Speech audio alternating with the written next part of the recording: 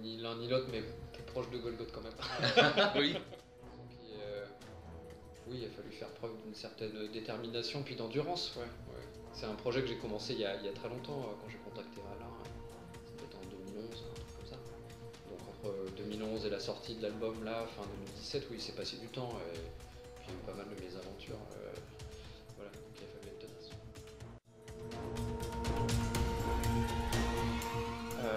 Comment est né le projet? C'est une bonne question.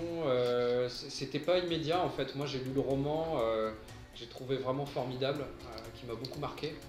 Mais j'ai pas forcément tout de suite pensé à en faire une bande dessinée. C'est venu petit à petit. Il se trouve que dans mon entourage j'avais des gens qui le connaissaient. J'avais des amis qui étaient amis avec Alain. Et bon, il se trouve que c'est pas par eux que j'ai rencontré Alain Damasio, mais voilà, du coup il était déjà il était dans mon entourage proche en fait. Enfin, et puis l'idée a germé progressivement, et un jour j'ai eu l'occasion de le rencontrer, et voilà, c'est parti comme ça. Ah, pas du tout. Non, ça a été un long, un long processus de travail au corps. Non, mais en même temps, je dis ça en rigolant, c'est à la fois vrai et à la fois normal, c'est-à-dire que je trouve que Alain a énormément... son roman, il a mis des années à l'écrire, c'est son bébé, c'est logique qu'il ne confie pas ça sans savoir ce que la personne a l'intention d'en faire. Alors oui, la première fois qu'on s'est rencontrés, il s'est renseigné, il a regardé ce que j'avais fait tout simplement, et à l'époque j'avais fait le tome 3 du 13 Mystery. Donc il avait regardé mes dessins et il m'a dit écoute, moi je vois pas tes dessins sur la route du contrôle, pour moi ça marche pas quoi. Donc je lui dis mais si, je suis sûr que je pourrais faire un truc vraiment bien. Et donc c'est quand j'ai commencé à faire des croquis que je lui ai montré qu'il a commencé à être un peu plus convaincu. Mais moi je pourrais pas parler à sa place, je pourrais pas vous dire exactement ce qui a fait qu'Alain a été convaincu. Je pense que ça s'est fait sur la durée. Voilà, peut-être il a vu ma détermination aussi. Non, je crois pas. Non, il m'a dit qu'il y avait d'autres personnes qui lui avaient proposé, mais je sais pas qui.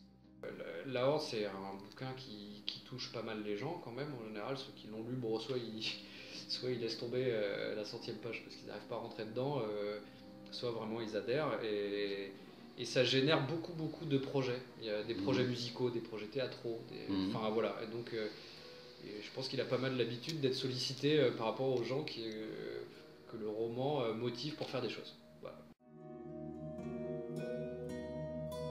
Ah, je sais pas, j'ai pas pensé à lui poser la question. D'accord. Je sais qu'il en lit, mais je sais pas à quel degré. J'ai jamais vu sa bibliothèque. Je sais pas. D'accord. J'ai jamais vu sa bibliothèque BD.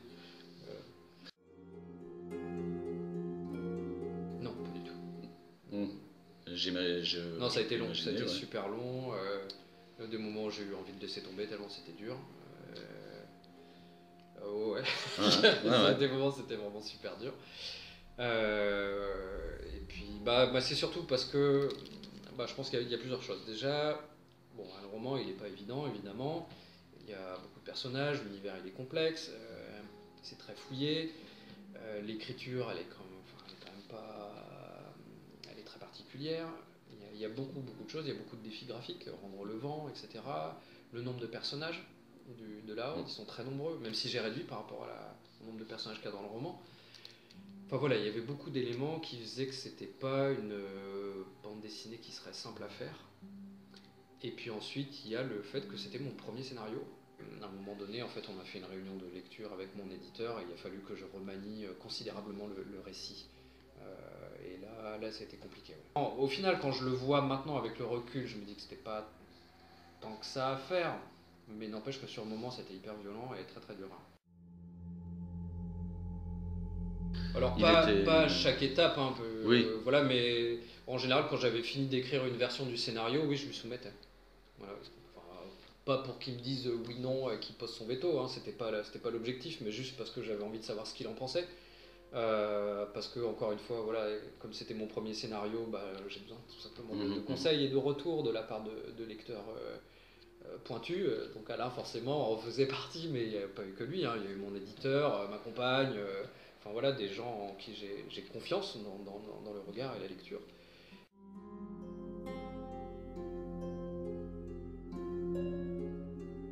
Il trouve ça presque trop fidèle, il me l'a déjà dit plusieurs fois. Mais d'ailleurs, il m'a beaucoup poussé, il m'a dit non, mais approprie-le toi, il faut que tu te l'appropries. Voilà. Donc D'accord. c'était ouais, c'était quelque chose. Moi, je savais pas ce que c'était que faire une adaptation. Bah, j'ai compris.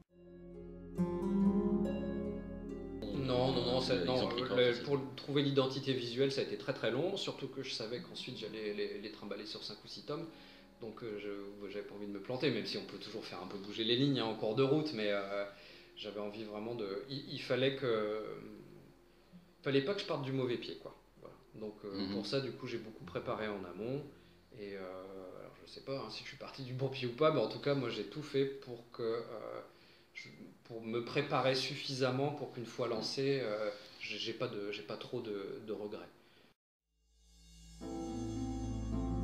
Ce qui a été pour moi le plus dur, c'était des moments où les gens me disaient qu'ils comprenaient pas. Et moi, j'avais pas envie de faire un récit obscur ou uniquement pour les gens qui avaient lu La Horde du Contrevent. Moi, j'ai envie de faire une BD tout simplement qui soit lisible.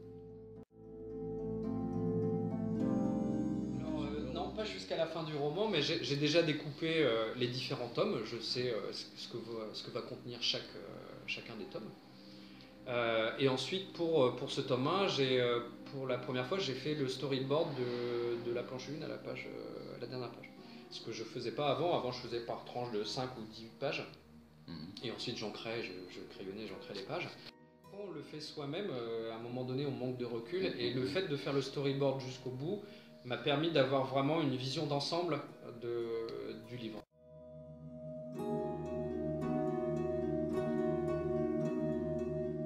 Ouais, pourquoi pas faire du scénario pour d'autres dessinateurs, enfin écrire tout simplement, développer des univers et des histoires, oui, ça me fait très envie, mais faire les deux, ouais, moi je trouve ça extraordinaire, ouais, c'était vraiment extrêmement agréable. Ouais. Non, j'essaie de vraiment rester focalisé sur... ça demande quand même une bonne immersion et une concentration importante, enfin en tout cas moi ça me demande ça. Donc j'ai besoin de m'immerger dans un univers, me plonger dedans et d'être un peu en continu. Si je commence à faire d'autres trucs, même quand je fais de la pub, ça a tendance à me couper du truc et il faut un certain temps avant de revenir dans le bouquin.